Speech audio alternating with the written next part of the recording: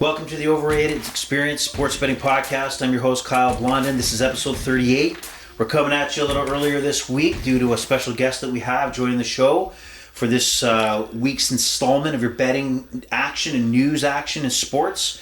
If you haven't joined us before, the Overrated Experience Sports Betting Podcast is in the name. It's a betting podcast, along with talking about the top sports news that we think is the top sports news. This is for the average everyday bettor that likes to put a few dollars on the game, maybe new to sports betting. We try to get you educated, try to learn along the way. We also try to get better with the bets we make and the kind of things we jump on and maybe the new sports we tackle. But obviously we cater to responsible gaming, so if you don't have it, don't bet it. And there's always a game tomorrow, so there's no need to chase. So there's our words of wisdom to live by. And you can follow the Overrated Experience on Twitter at over, EXPER2 on Twitter, and also the Facebook page, Overrated Experience Sports Betting Podcast on Facebook. You can join our page, like it, add comments, follow us, and you'll see the latest happenings of what's going on.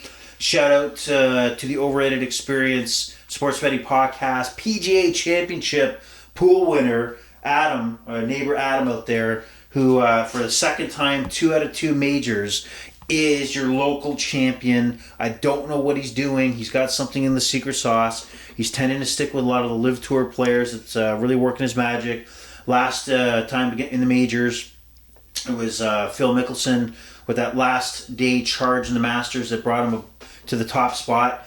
I think Bryson DeChambeau was another Live player that he added to his roster that really made a difference and impacted his performance this weekend. So again, congratulations to you out there. And thank you to everybody out there that's been supporting the podcast. Those numbers have been growing across the world, not just locally. First of all, I'd like to thank the people who listen locally, obviously, in Scarborough, Toronto, Durham region, all around the Peel region, but also in the U.S., out west in Washington State, and also internationally in Berlin. We look like we have a few listeners in Berlin. Welcome. Thank you very much for supporting the podcast. So, that being said, what are we going to talk about this week? Well, we're going to get into a lot of things, a lot of playoff action going on in the NBA and the NHL, and we're going to try to dive in and dip our toes and start talking baseball. And who better to bring in and talk about baseball? We have a returning guest.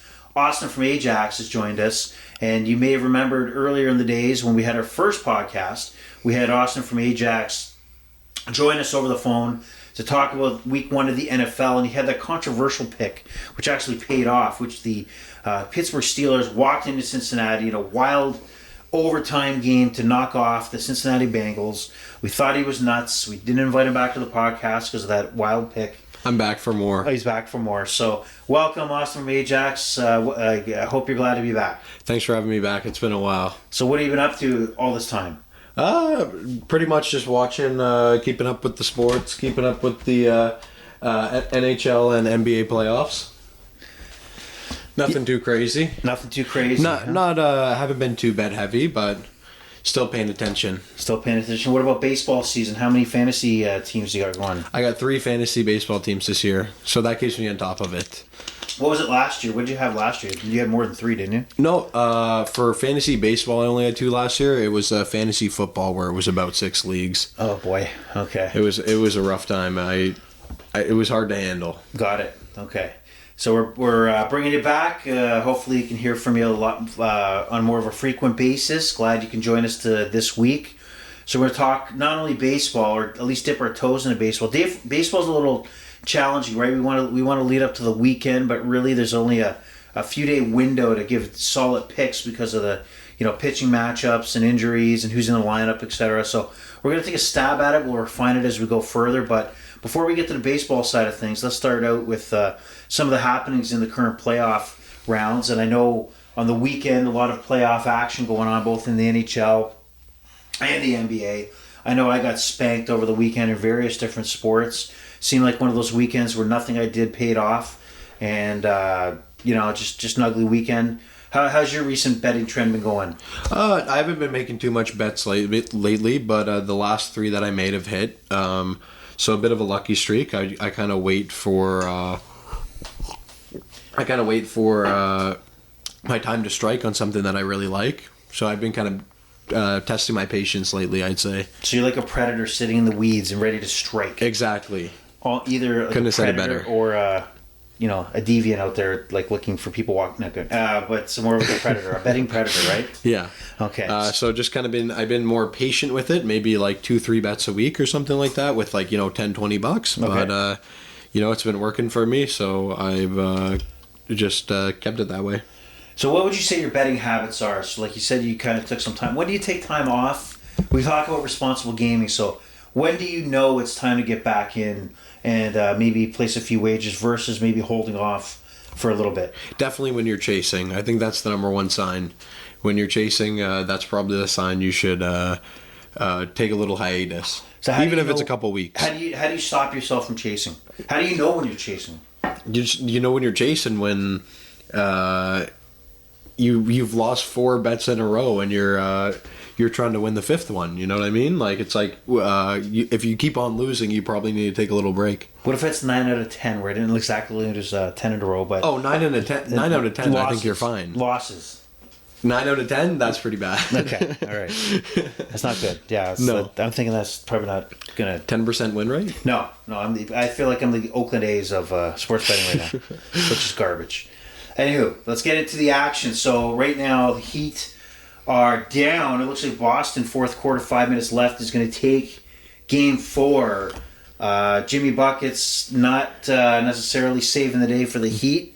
Did you know that if this game would have ended tonight, it would have been 9 days until the NBA final took place? That's kind of crazy. That's wild. Yeah. Do you think they can come back, Boston? No. No? I What think do you give Boston- their chance? I give them a 0 chance. Honestly, Zero. Like Boston, to me, you know what? Let's do this. This is sports, right? Boston's they do got a good pedigree. They are winners. They're red hot or they're ice cold. We just talked before the broadcast about, Jason Tatum. Tatum has 27 points tonight, 11 rebounds and 7 assists so far in 38 minutes of action, and that's where was that all series, right? Mm-hmm. So I guess there's a 5% chance. I still think that the Heat are on such a heater right now that I can't see them dropping that many games in a row. They went through Milwaukee. They went through the Knicks. You're not going to count the Knicks. They went, Yeah, but say Jimmy Butler gets injured next game. Do you think they can? Do I think they can what? Sorry, Dad. Yeah. Hold on. Yeah. Hold on a second. We got a technical difficulty.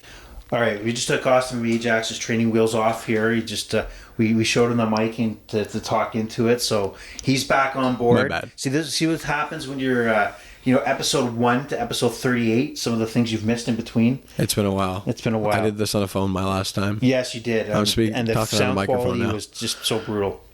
Anyway, you were making a point about if Jimmy Buckets gets hurt or something like that, or he falls off the rails, can the Celtics make a comeback? My answer is no. I changed my answer from 100% that they won't come back to 95 because, the makeup of the Celtics team. But what odds would you give the Celtics right now to make this comeback? Going into the series, I had the Celtics just in my head as a big favorite, even though I was rooting for the Heat. Right. But I'd probably give their odds at a comeback at this point at maybe 15%. Like, I feel like that's still putting a lot of respect on them, but they've been performing really poor. But it's good to see that they didn't get swept. Yeah. And then I'm looking at FanDuel right now. And it says Eastern Conference winner. And I got to assume that the results from tonight are playing a key role in this. And Miami's only a minus 270 favorite in the series against Boston. Will be up 3-1. Yeah. And Boston's a plus 220. Yeah, if you're saying You in think your that's too head, much respect for Boston there? well, if you're saying in your head that's 5%, then honestly, I think that it isn't. Would you put $270 make 100? 200? Would I do 27 and make 10. You would, okay. Well, it's there for you. You know what? Maybe I will. Maybe I will bet $27 to make 10. That's Wow. not a bad bet. I'm Maybe almost I'm thinking locked this is a in. lock. I That's think a it's lock. Yeah. Wow. Unless literally Jimmy Butler gets hurt and I can actually see it happening. You think? Man, imagine that. Just Jimmy like Buckets can't Tate, perform. like who's go? You know, if Tatum steps up just a little bit, like he doesn't have to step up too much. Oh man, that would just be so devastating. Yeah, if he went down, but obviously that's a big if. You know, let's say he doesn't go down, and the Celtics did make a comeback to win this series. Yeah.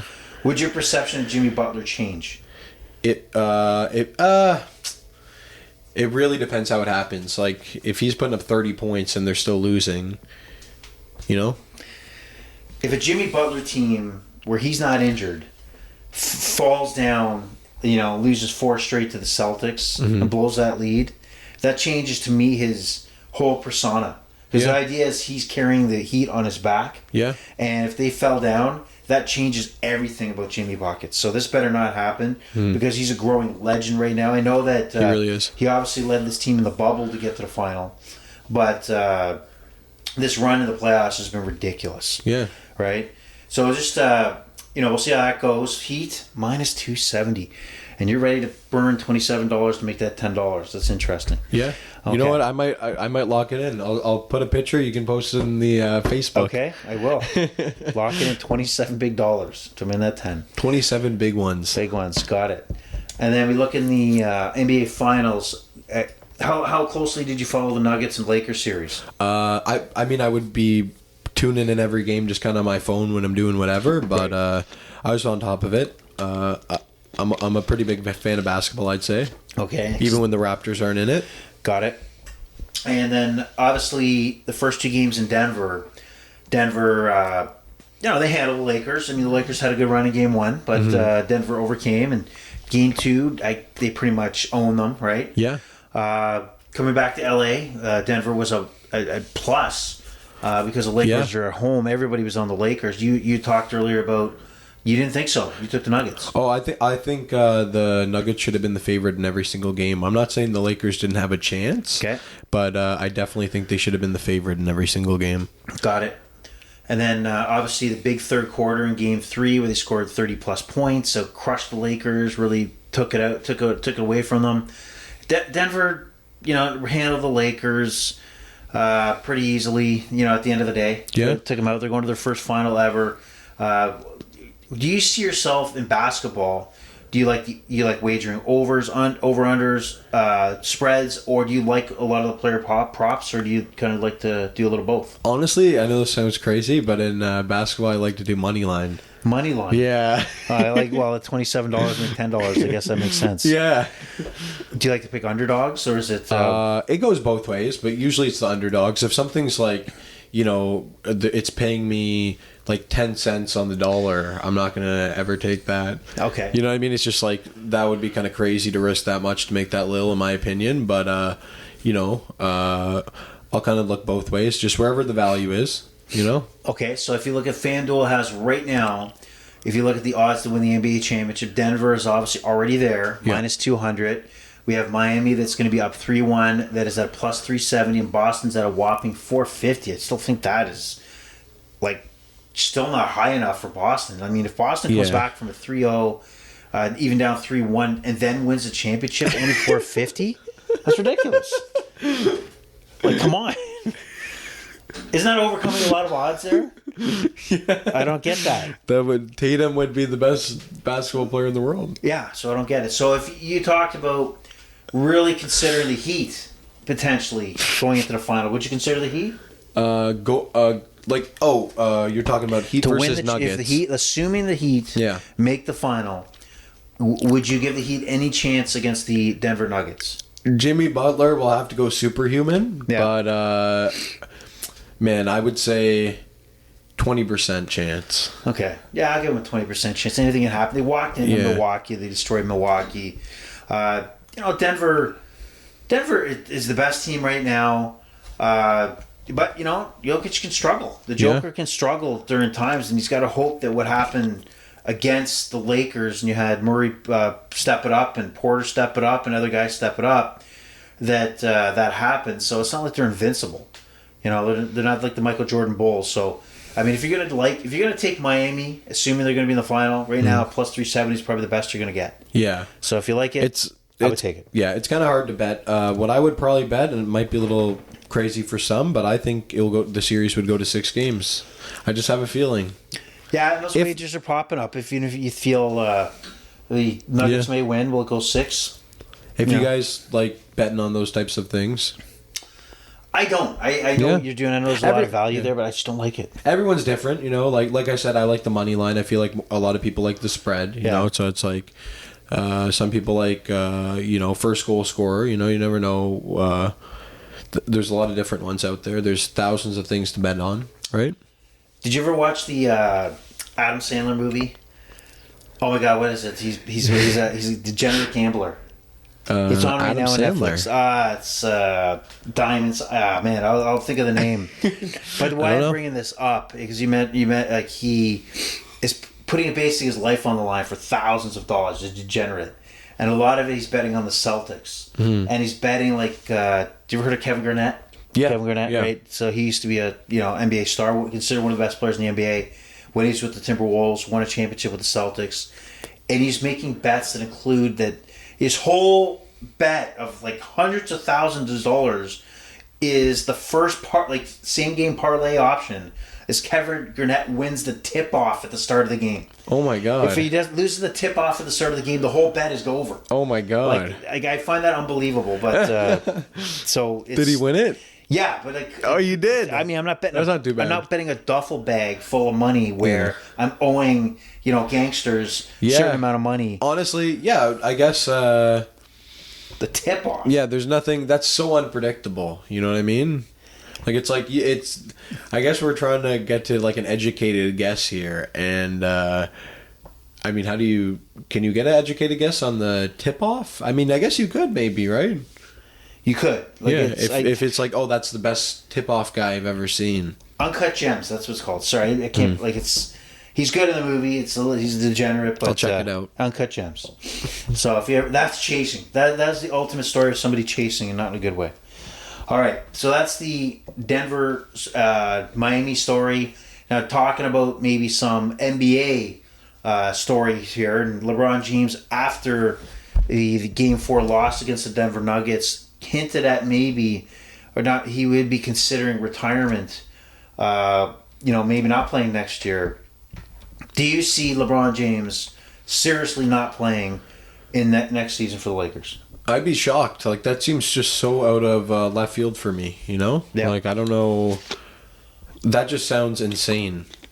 I don't believe it, honestly. I'm just going to say it. I'm going to go on record here. Okay. Somebody made a point on Twitter, and I tend to agree. You got to believe that if LeBron was going to end it, it would be kind of, I know I'm coming into the season ending it like Kobe did, where you're doing the tour and you're kind of like Derek Jeter and Albert Pujols and all those greats where they're retiring and they're kind of getting a chance to say goodbye. And these athletes today obviously are going to market the hell out of it. The Last Dance, for the Chicago Bulls. There's got to be a Netflix series or somebody's following him around with a camera as he's leaving. I don't see it, and and also he's always said that he wants to play with his son, and his son's going to USC this year.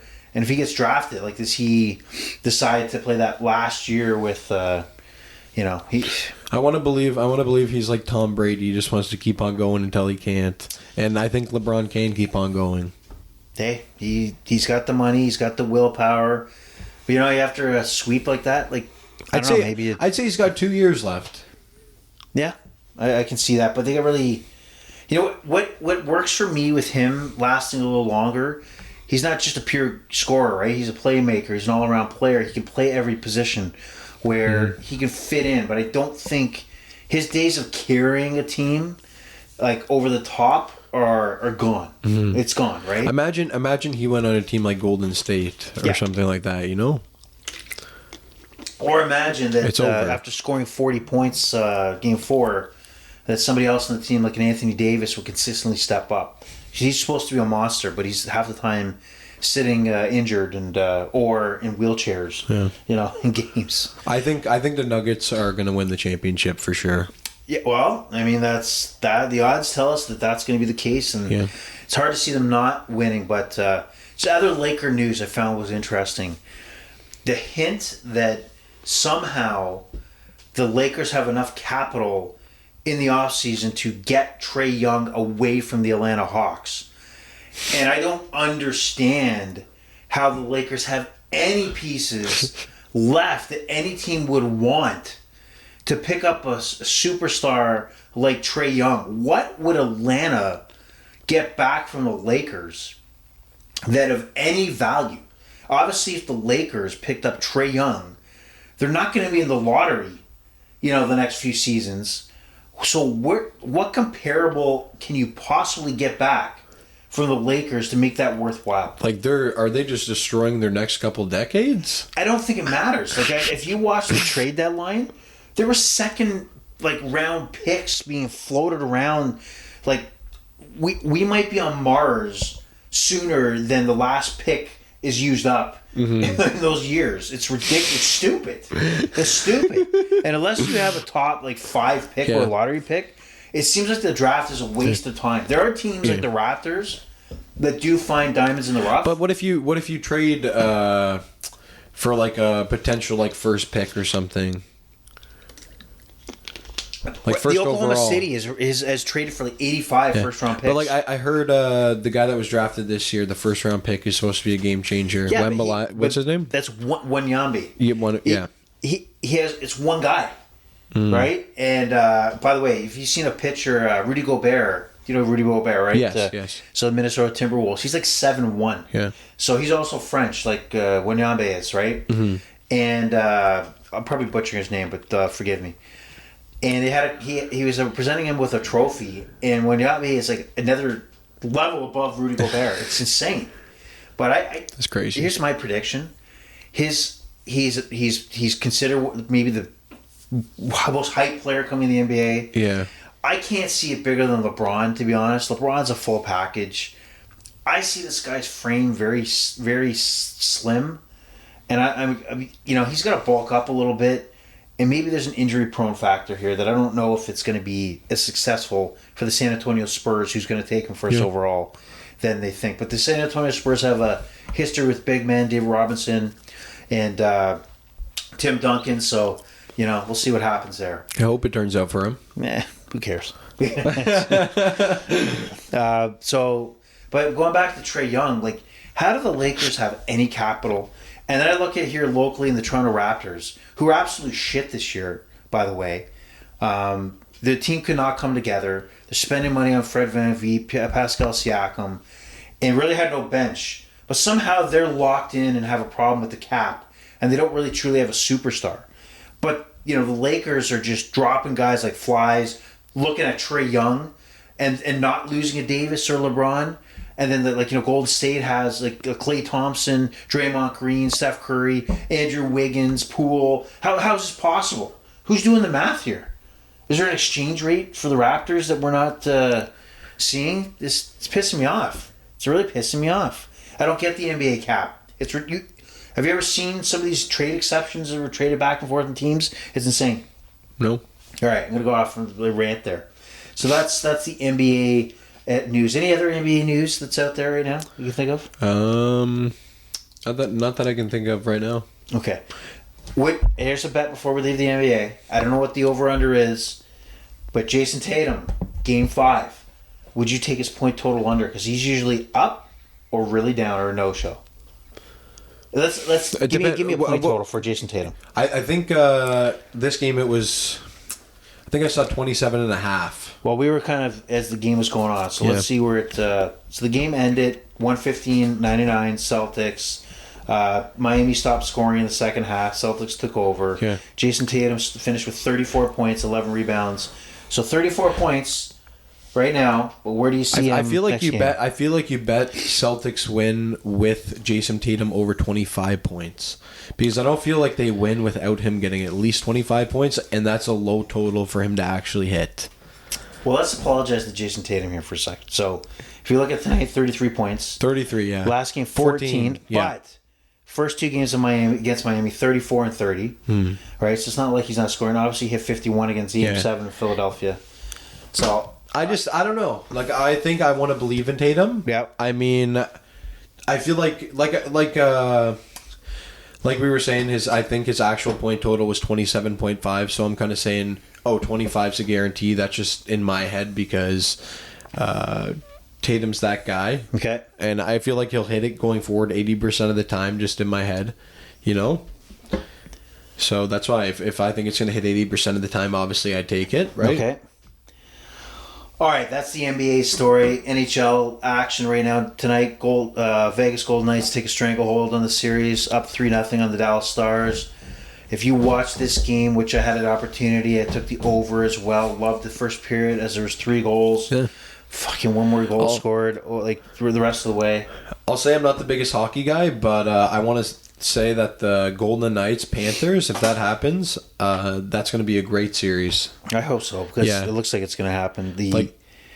Tonight was an issue with Ottinger, goaltender for the Dallas Stars, looked weak, did not look good at all. Really, really floundered there. And also another story, early, less than 2 minutes of the game, captain of the Dallas Stars, Jamie Benn, knocks over Mark Stone of the Las Vegas Golden Knights, and then proceeds to cross-check him up near the neck area. Gets a 5 in a game. Dallas was doing a good job trying to kill off this penalty, but Vegas did score late in that power play, which just deflated the Stars. And then there's a third goal in the first period. Odger let a weak one in. The game was pretty much over from there. Dallas was hitting posts. I mean, this is a good team. It just can't get nothing going. They can't get anything going. And it just seems like if there's a post to hit, they're going to hit it. I got to feel they're done. I don't see a comeback in Dallas's future. So it looks like a Vegas. Florida, again, knocked off the Carolina Hurricanes 1-0 yesterday. They take a 3-0 lead here. And if you look at the current odds to win the Stanley Cup, you have the Vegas Golden Knights minus 115 to win, favorite, followed by the Florida Panthers plus 125. And if you really think one of these teams is going to make a major comeback down 3-0, 20 plus 2,400 with the Dallas Stars, plus 2,200 with the Carolina Hurricanes. Let's rate that off. Done. They're done. They're done. And I can't, unlike, I don't know if you, as you've been following the overrated experience, I was all over the Seattle Dallas over-unders, that the line was too low.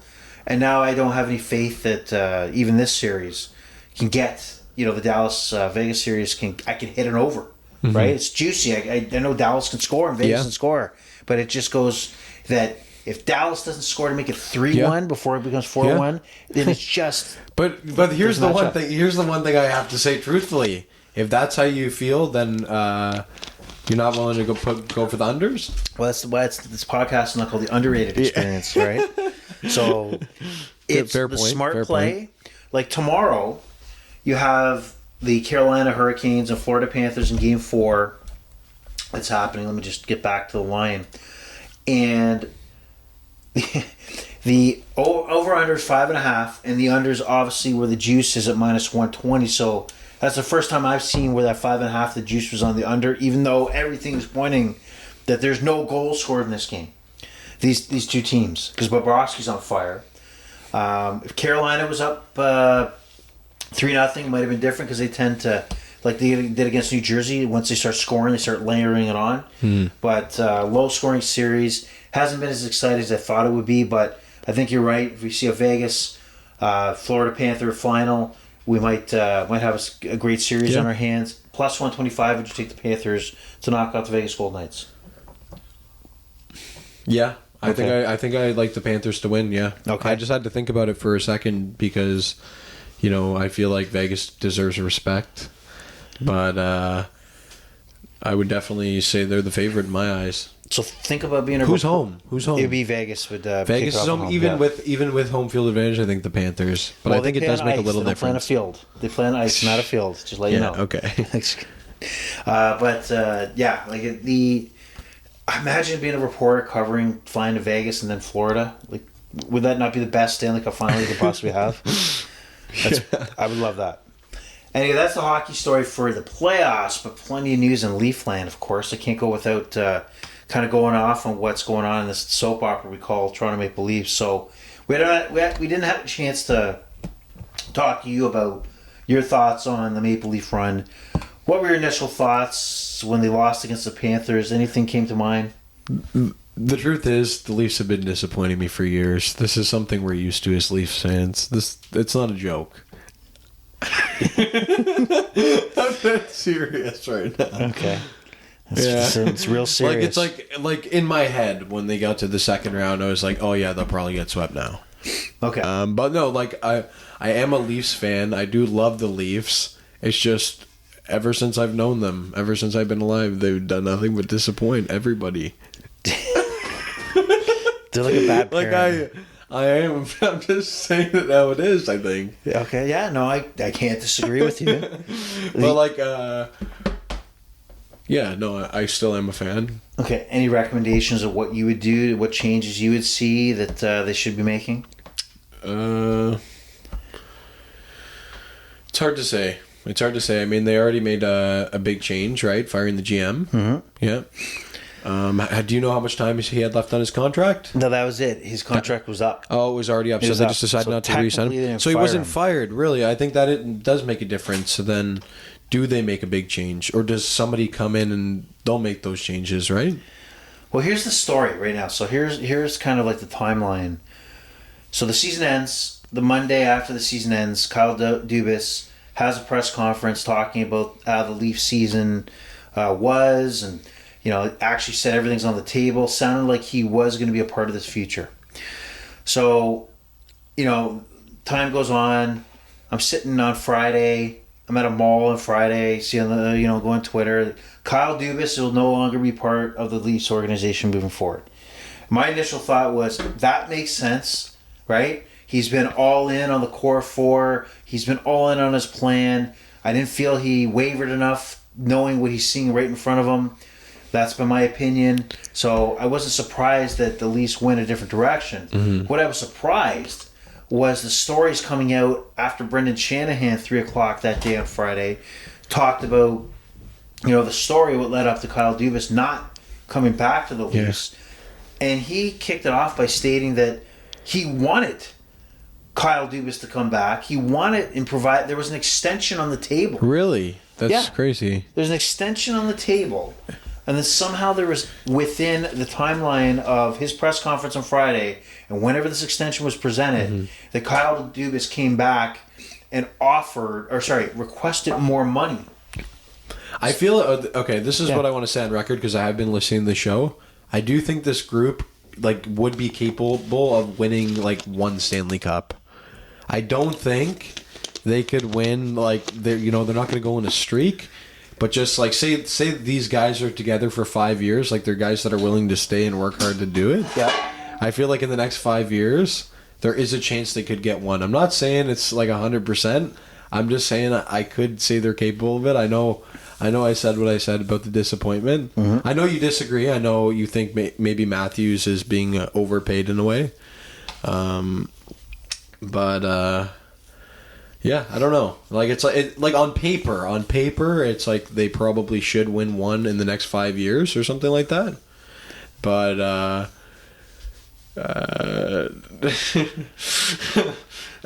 sorry, on paper they should probably win, but obviously, like I said, the Leafs just always kind of disappoint. They're nothing we're new to. See, when the team was initially put together, when they started accumulating draft picks, Austin Matthews first overall, Mitch Marner fourth overall, William Nylander drafted prior to that, signed John Tavares. I mean, they were setting themselves up for that. We're going to consistently make a run. This is going to be, a team that's going to go. Kind of like what the Boston Bruins have been doing. Cup finals, maybe not win them, but they're coming back every year. Yeah. Something's happening.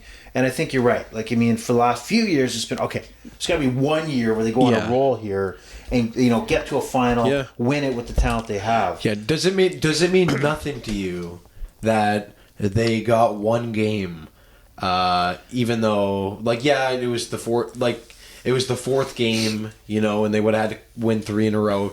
Does it mean anything to you that they didn't get swept? No, nothing. It doesn't change. See, what if Matthews would have helped in that game? I would have felt. I would. You know what? I would have felt it was too little, too late. Mm-hmm. Because it's not I'm looking at Jack Eichel right now for the Vegas Golden Knights, and he's lighting it up. Mm-hmm. And this is his first playoff performance, and I just haven't seen it with Austin Matthews. But here's the thing, though. It was Matthews on a down year.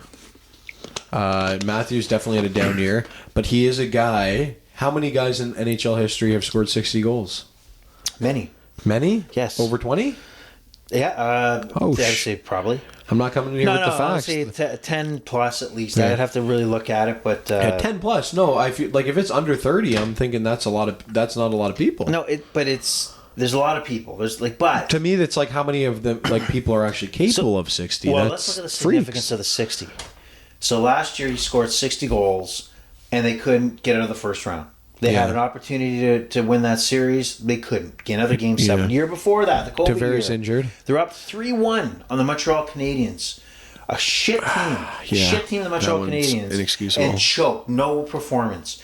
This year, Auston Matthews had a great one game in the third period, but he did not show up at all when they needed them the most. And even in that Tampa series. You're right. And then against Florida, he's nowhere to be found. And you got to think, is he a star or a superstar? He's not a megastar. He used to be in the same breath as McDavid. There's no way he's even close to McDavid. Tkachuk is passing him. Tkachuk, what, maybe? Yeah. Well, hey, you guys do it. And he's performing. Hard candidate this year in the regular season, but also double down in the postseason. He's got the last 2 game winners, overtime goals.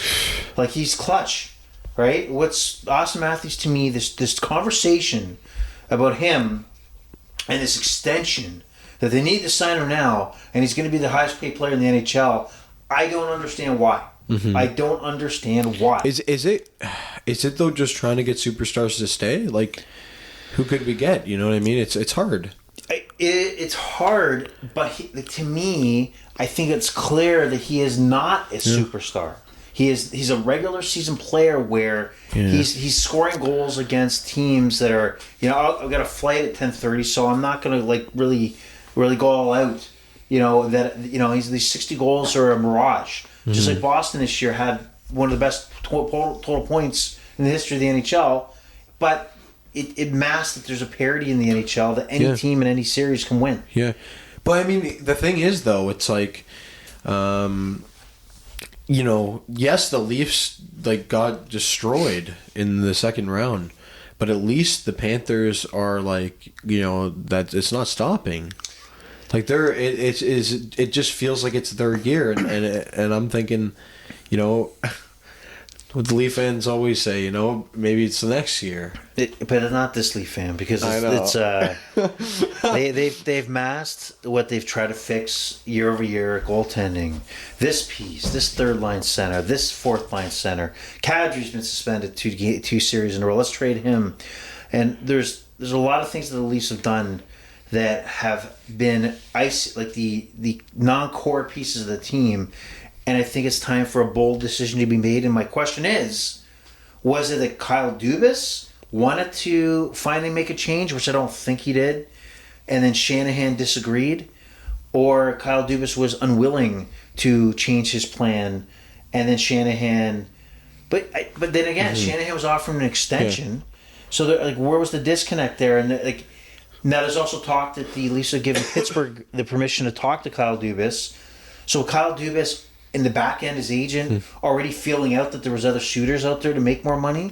I don't understand what's going on. And then there's a report today that it looks like they may not touch their core 4 in any way. Yeah. Well, what if the Raptors didn't trade DeRozan? Yeah. Okay, but what if the okay? Here's the thing. You already know make my point for a second. Yeah. Sorry. If the Raptors didn't trade DeRozan for Kawhi or make a move like that Raptors season would have been such a dead season. Yeah. That there was no reason to watch because there was the same old story. Yeah. Sorry, go ahead. What is Matthews' contract? You want to He's trade him? He's got one more year left.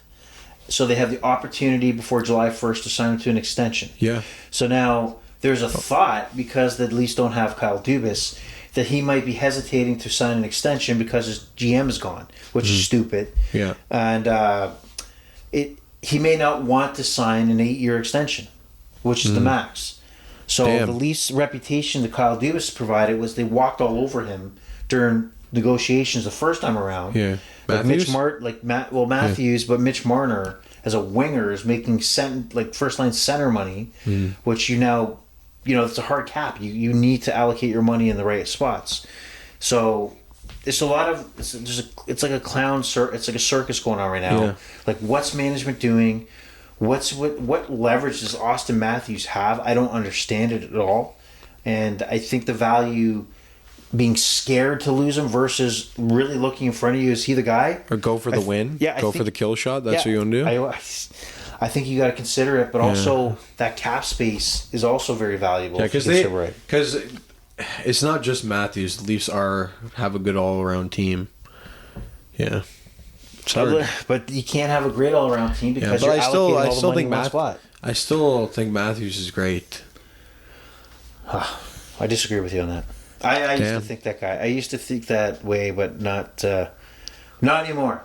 Not anymore. All right, so that's the NHL story for now. You got me hot under the collar on that one. I'm sorry. Pissed me off. Okay. So the Leafs are a mess right now. We'll see what happens there.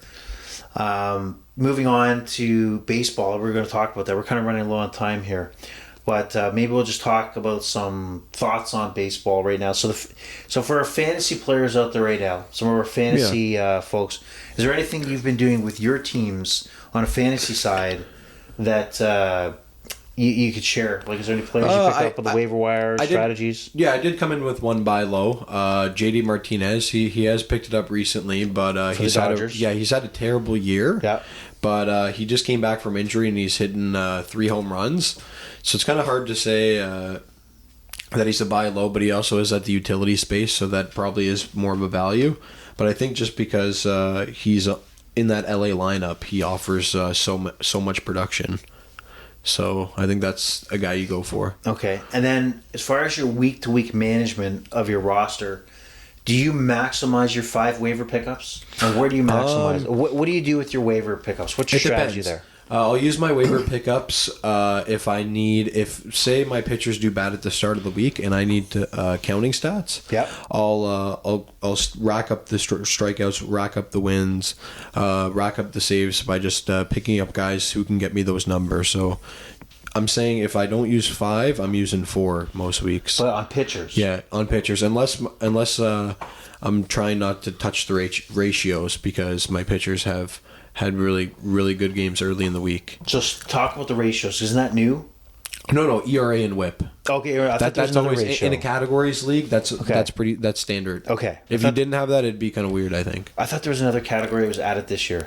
In our league, yeah. Yes. But in standard leagues, quality starts. Okay, yeah. Exactly. Yeah, so you could stream quality starts. If you got 5 more pitchers, that could be two more quality starts now, you get on, and that's easily a big difference in a week. Now, do you stay away from certain teams that you just don't even touch any pitchers right now? No, I mean, if it's the right pitcher, you still do it, but the team is always a factor because if you're going for wins, obviously you're going to look for the pitcher on the better team a lot of the time. Okay. All right. Or you could look at the betting lines as a reference, like if you're thinking that's looking accurate, that will tell you what the professionals think. So, is the only time you would use a waiver wire for the most part? You talk about JD Martinez, which makes sense because there's value there being a Dodger and a lot of RBI situations. A lot of he's going to have a lot of guys on base to produce, right? Yeah, exactly.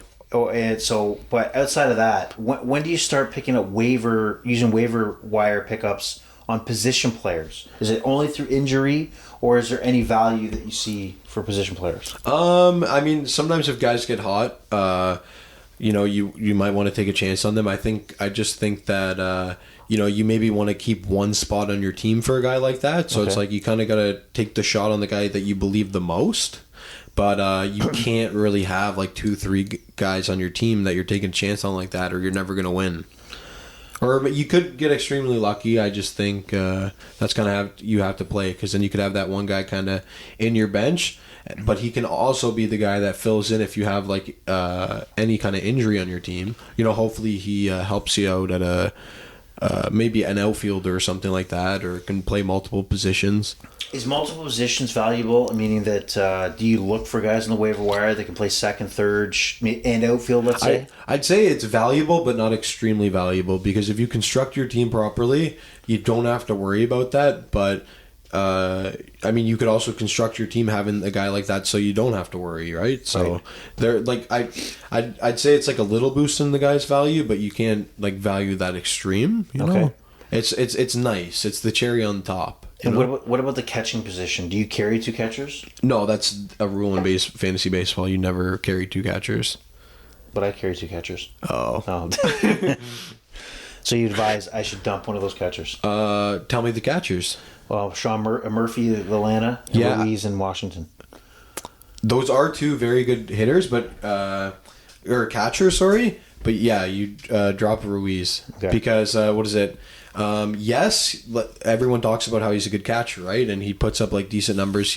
I think he's hit like 4 home runs, 5 home runs, maybe. But the thing is a guy that you pick up on the waivers that's an outfielder could hit 7 home runs by now. But, that's not really necessarily good for an outfielder. But for a catcher, if he's hitting 5 home runs, everyone's talking him up, right? Yep. So it's like that can kind of get you. But I don't know. Maybe that's a personal opinion. Maybe some people would disagree. But I think 2 catchers in fantasy baseball, it's just something that I've never done.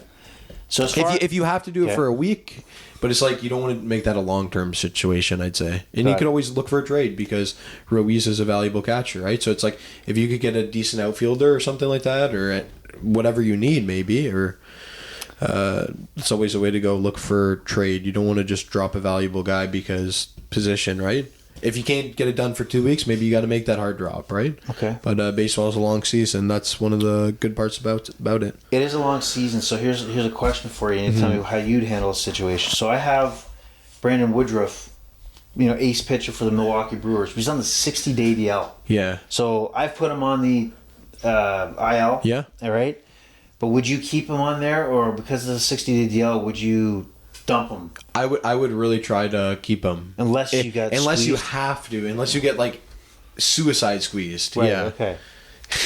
So he's a guy you'd obviously keep unless you'd have Brandon Woodruff, right? For 60 days though, yeah. Yeah, 60 days. Yeah, I mean 60 days. That's 2 months. I mean he'll probably even if he helps you at the last 7 weeks or comes back for the playoffs. Do you know exactly what's wrong with him? I don't know, but if it's just 60 day, that doesn't necessarily mean... If it was a torn ACL, of course you drop him, right? But, I mean, keep him as long as you can on the DL until you need to. Don't make it a priority to drop him just to drop him, right?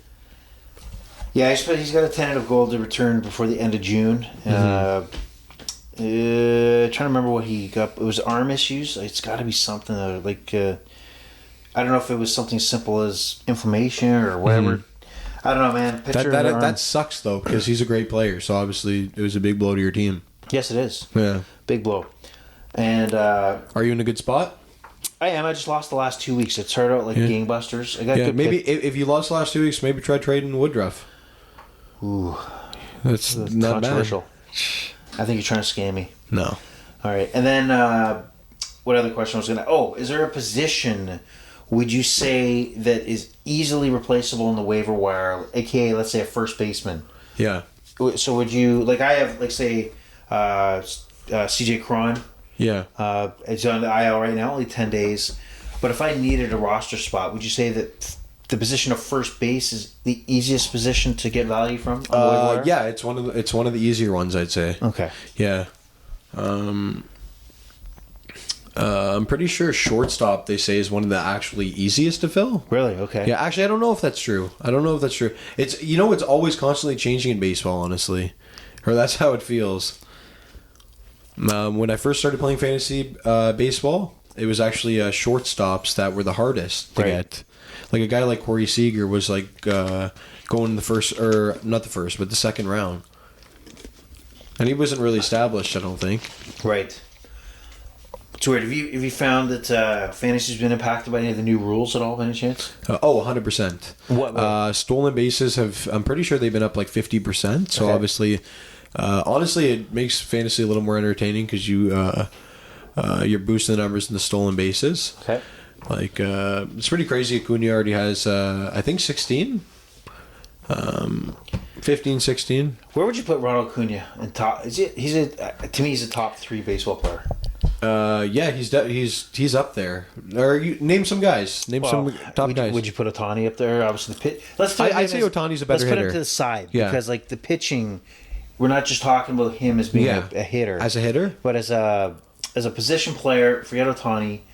Who's better? Who would you rather have in today's baseball than Acuna with that speed and power for a little guy like that. I think I still for whatever reason I think Otani's actually a better hitter. Okay. I think Otani's just insane.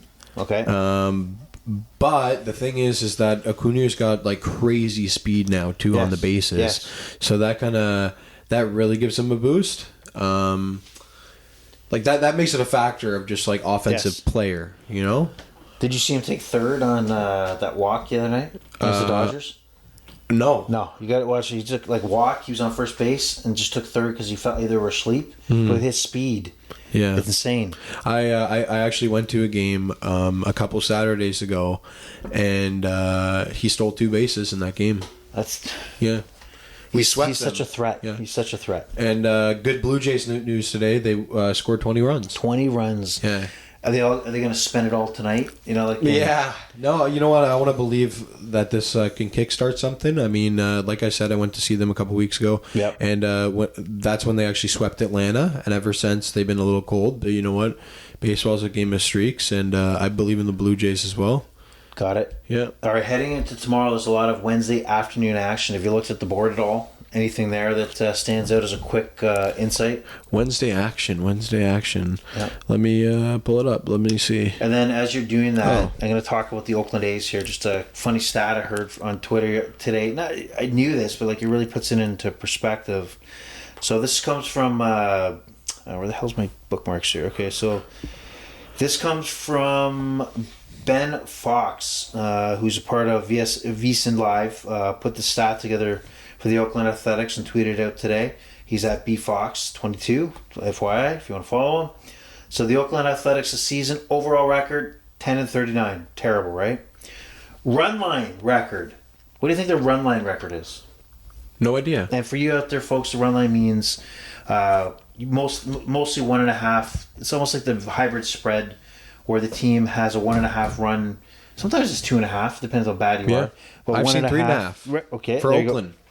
Right. So right now, run line. What do you think they are? I mean, just like 500 at least. No, 18-31. So 18-31. They're getting beaten down on the run line. Oh still. Wow. They've only been favored once in a game this year, and the preseason over/under was 59.5, which doesn't look good. So they got 40 more wins to go if they want to beat that. They're moving to Vegas. Yeah, they are. What a kick in the pants to like any Oakland A fan out there. Yeah. Current World Series odds is 1,001, which I think is still low. Should be like 3 million to 1. Yeah. And then if you were a money line better, you'd be down 23.7 units over the entire season. Oh my gosh! Imagine you were just a guy that puts $20 every week. Yeah. Oh, that's disgusting. Yeah. This team is an embarrassment to sport.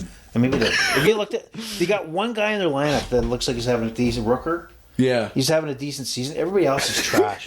Like you know how many under 200 averages you're seeing there? Yeah. Tony Kemp is still on the team. Like, holy shit, Moneyball is gone to shit. Holy cow! So tomorrow, COVID took them out. Some of the games. I like Texas and Pittsburgh to score runs. I go over under 9. I'm gonna go with the over tomorrow on Texas picks with Perez and was it Oviedo for the Pirates. I just like those two teams to start scoring runs. That I tend to lean on that. I would agree with Texas and Pittsburgh high scoring runs right now, especially. Oh yeah. I'm pretty sure Texas scored over 10 today. They scored like 11 or something like that by themselves. So, and Pittsburgh can kind of go off for like 6-8 any given night, you know. Yeah, they won 6-1 today. Texas won 6-1. So 6-1 today. Maybe I was looking at yesterday's score. Yeah, so it's you got Martin Perez on the mound. He's got a 4.01 ERA, and you got Johan Aviado, 4.69 ERA. So he's not like he's shutting things down. Some other lines that stand out to me: Houston, Milwaukee had a big scoring game the other night. Last night, tonight, what they did. And you can see I'm looking for the over-unders more than anything else. Houston 6-0 Milwaukee. I'm not going to touch that one. Anything stand out to you? Can I jump back to hockey for 1 second or no? If you can, sure. Do you think the Panthers sweep tomorrow? This is just for tomorrow's betting as well. Okay, let's give them another bet. Let's circle back for that for a second. Let's finish baseball. I forgot to mention that, yes. That's a good idea. What about Jays tomorrow, 6:41 in Tampa? Kikuchi on the mound, plus 168. Is there value there? Kikuchi, who's he facing? He's facing McClanahan. That's a scary one. McCallahan's been amazing. I would stay away personally. Okay. Yeah. Baltimore's been doing pretty well. Now they're in New York. They face Cortez. Wells is on the mound for Baltimore. I'd say Wells. I'd take Baltimore in that game. Plus 120. Yeah, I would take Baltimore. Wow. Okay. And then Atlanta Dodgers. Elders on the mound. Yeah. Gonsolin for the Dodgers. I would take the Dodgers there, but it's close. That's a hard one. Okay. And then just another high-profile game. You have Boston, LA, Paxton versus Anderson. I take Paxton there. Okay, so you like Boston. All right, so there's some baseball picks for you. Going back to the NHL. That's for tomorrow. Anything else is standing out to you for the rest of the week for the NHL? Or sorry, for the MLB right now?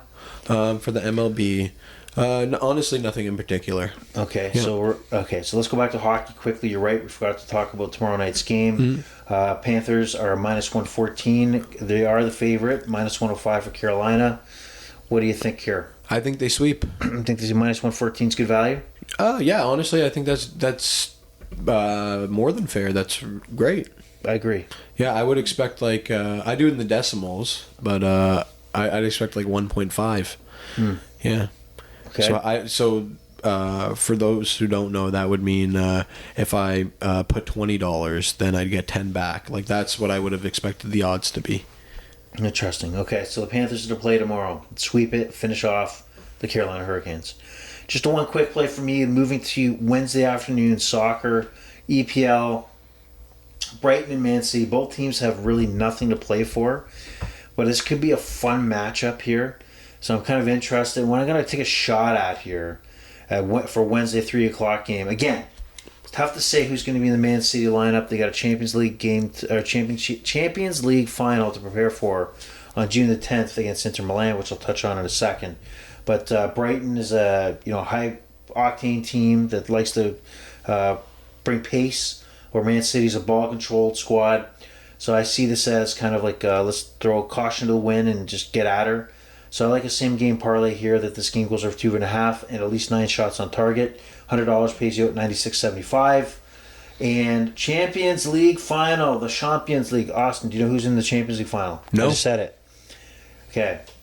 Manchester City takes on Inter Milan, which is a joke because Man City had to go through Real Madrid, where Inter Milan had to go through AC Milan, which is really a lopsided final on June the 10th. And Man City is a minus 240 favorite in that matchup. Actually, to lift the cup just to straight out is minus 480 compared to a plus 370. So a lot of Italians out there might be throwing some money on Inter.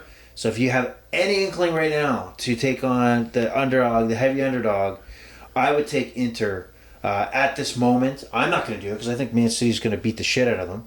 And right now, but if you are interested in Inter, I have a feeling as we get closer to June 10th, there's got to be a lot more money, a lot of more Italian fans putting money on Inter, bringing that down. So the value's there if you want to go down that road. But I think it's Man City's time, and I think they're going to blow them out. And they're not going to wait around like they did a few years back against Chelsea where they just couldn't score. I think with Erling Haaland, it's going to be a different story. And Pep Guardiola, oh my God, Guardiola, I can't get the name right here. Sorry, Pep. I can't say his name correctly. Will get his Champions League trophy in Man City, which I think then might question if he'll stick around or move on. So that's what I have to say about that. Any closing thoughts, Austin from Ajax? Thanks for having me.